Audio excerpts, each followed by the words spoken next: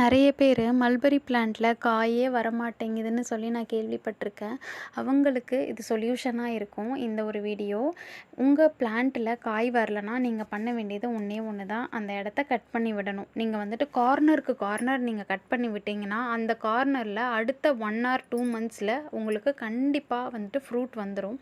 நான் எப்பயுமே கட் பண்ணி மட்டும்தான் விடுவேன். பாருங்கள் எனக்கு எவ்வளோ காய் வச்சுருக்குன்னு. அதே மாதிரி நான் கட் பண்ணது தூக்கியும் போட மாட்டேன்.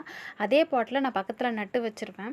அதில் துளிர் வந்த பிறகு யாராவது கேட்டாங்கன்னா நான் கொடுத்துருவேன். நம்ம சப்ஸ்கிரைபர்ஸ் சில பேருக்கு கூட நான் இதை அனுப்பி வச்சுருக்கேன் ஃப்ரீயாக. நான் இந்த பிளான்ட்டை வாங்கக்குள்ள ஒரு 10 ருபீஸ் ஸ்டிக்காக தான் வாங்கினேன். அதுலேருந்து நான் நிறைய பேருக்கு நான் கொடுத்துருக்கேன்.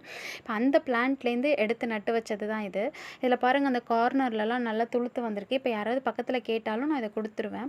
நான்வெஜ் சாப்பிடாதவங்களுக்கு ப்ரோட்டீன் வேணும்னா இந்த ஒரு ஃப்ரூட் வந்துட்டு ஒரு பெஸ்ட் சொல்யூஷன். ப்ரோட்டீன் ரிச்சஸ்ட் ஃப்ரூட்னா அது மல்பெரி தான்.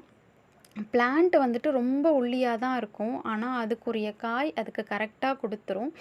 நம்ம வந்துட்டு சின்ன சப்போர்ட் அந்த மண் மட்டும் நம்ம ஸ்ட்ராங்காக வச்சுருந்தா போதும். மற்றபடி அழகாக காய்